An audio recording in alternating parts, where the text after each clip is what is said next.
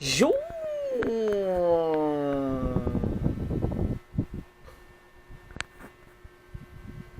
Towering Law Books. Okay guys, so dito ulit tayo. So let's watch video clips, no. Kanina lang to no, regarding the problem that emanated there in the Senate. So ngayon may privilege speech dito si Idol Senator Robin Padilla, right? So, regarding Senator Bato de la Rosa's situation, no? So tara, tingnan natin. Panoorin natin. Then magko-comment tayo, no? Bakit siya nandito? Pambihirang buhay to. Sana mga mahal kong kasama, bagamat tayo pinapayagan ang buhay to. Sana mga mahal kong kasama, bagamat tayo ay magkakaiba ng kulay sa buhay to. Sana nung siya ay wala dito, hinahanap. Nung dumating, tatanungin natin, bakit siya nandito? Yan. Pambihirang buhay to. Sana mga mahal kong kasama, bagamat tayo ay magkakaiba ng kulay sa politika, pagdating dito sa ating bulwagan, proteksyonan natin ang Senado. Hindi dapat pinapayagan natin sa labas ng gate natin may nagche-checkpoint. Maraming salamat po, Ginoong Pangulo. Walaikum salam. Ako po ay Nagalit si Idol Robin, ano? sa inyo pong harapan. Ginoong Pangulo, ako po ay gusto ko lamang pong linawin ang ilang mga bagay patungkol po sa napakarami pong lumalabas ngayon, iba't ibang komento, iba't ibang opinyon na parang ang dating sa taong bayan ay magulo tayo dito. Yun po ay hindi magandang impresyon. Sapagkat yung pong nangyari na ang ating mahal na kasama, Senator De La Rosa, noong siya po ay lumabas dito sa atin, malinaw na po na merong warrant of arrest galing sa ICC. Kung nung mga panahon po dati ay kine-question siya, tinatanong siya kung bakit siya nagtago, ngayon po ay wala nang question. Ako po ay nagsasalita bilang isang artista. Sapagkat ginawa ko na po ang mga buhay ng mga magagaling na tao. May isa pelikula pala niya, ano? Si Nung ginawa ko ang buhay ni Senator Lacson, buhay ni Lacson saka buhay ni Bato. pati po yung kanyang pagtatago, Yung 10,000 hours pala si Lacson. nang may prinsipyo siyang pinaglalaban. Pelikula na yun. At ganoon din po nung ginawa ko ang buhay ni Senator Bato de la Rosa. Ginawa rin niya, no? May pinaglalaban na prinsipyo itong taong ito. Hindi siya Okay. kriminal. Ang napakapangit po na impresyon na binibigay, parang tayo dito sa Senado ay nagtatago tayo ng kriminal. Wala pa pong kriminal dito.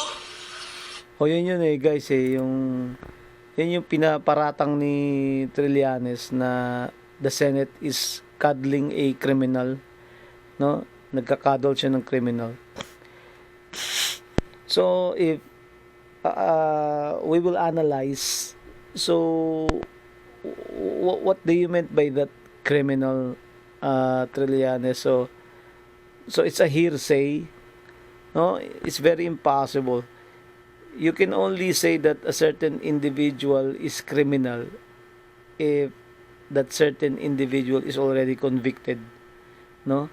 Convicted of a certain crime, no? Or if that individual, no, has done a certain immoral act.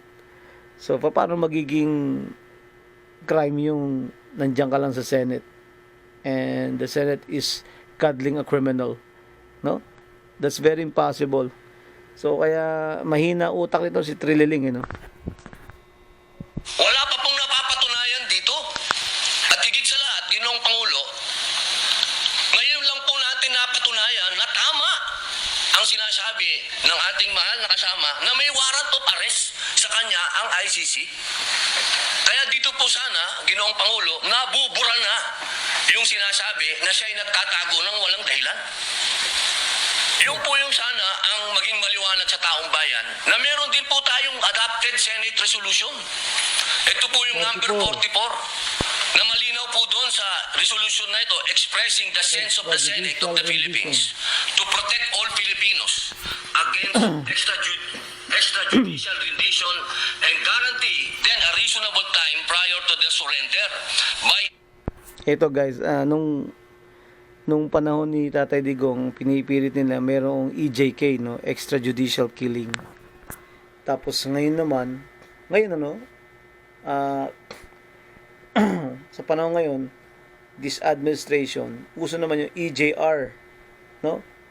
Extrajudicial rendition, yung ikaw, Pilipino, dudukutin ka, dadaling ka sa ibang bansa. Kamukha nung ginawa nila kay President Duterte. So that's an EJR, extrajudicial rendition, no? Okay, let's continue.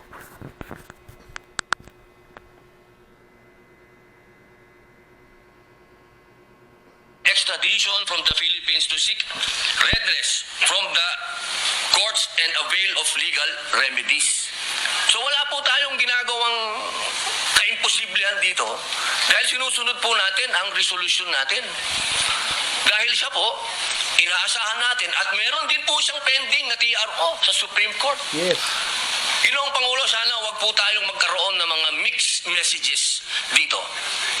Hindi ko po hinihingi doon sa ating mga kasama na bumoto ng no dito sa resolution nito na pumanig kay Senator De La Rosa.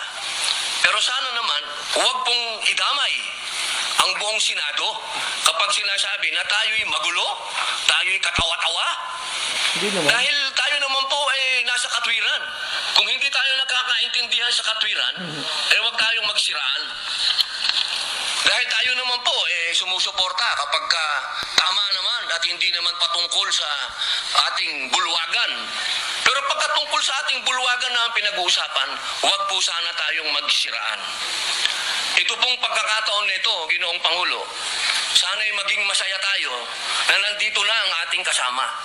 Na kahit pinaghahabol, diyan ay pumunta dito at ipinakitang siya ay isang senador. Nung siya ay wala dito, hinahanap. Nung dumating, tatanungin natin, bakit siya nandito? Pambihirang buhay ito. Sana, mga mahal kong kasama, bagamat tayo ay magkakaiba ng kulay sa politika, pagdating dito sa ating bulwagan, proteksyonan natin ang Senado. Hindi dapat pinapayagan natin sa labas ng gate natin, may nag-checkpoint. Mahal na Ginoong Pangulo, maraming salamat po. Wala kaming tulog. Pasensya na kayo. Okay, so yun. Alright.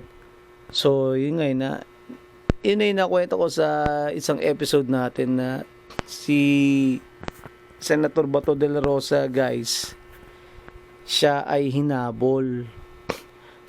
Hinabol siya unang-una kasi ang pinaka unang plano niyan para hindi siya makaboto. No, pangalawa, maaresto. So pinipigilan siya para makaboto. So at the same time, maaresto. So that is two birds, no, na may hit mo in one stone. Yun dapat ang gagawin ni Matibag. Kaso nga hindi niya nahuli, no, kaya natuloy ang ousting ni Tutasen, no?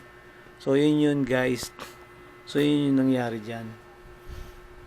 Okay, so hanggang sa muli. And please like, share and comment the video. Okay, thank you, bye-bye. God bless us all and stay safe.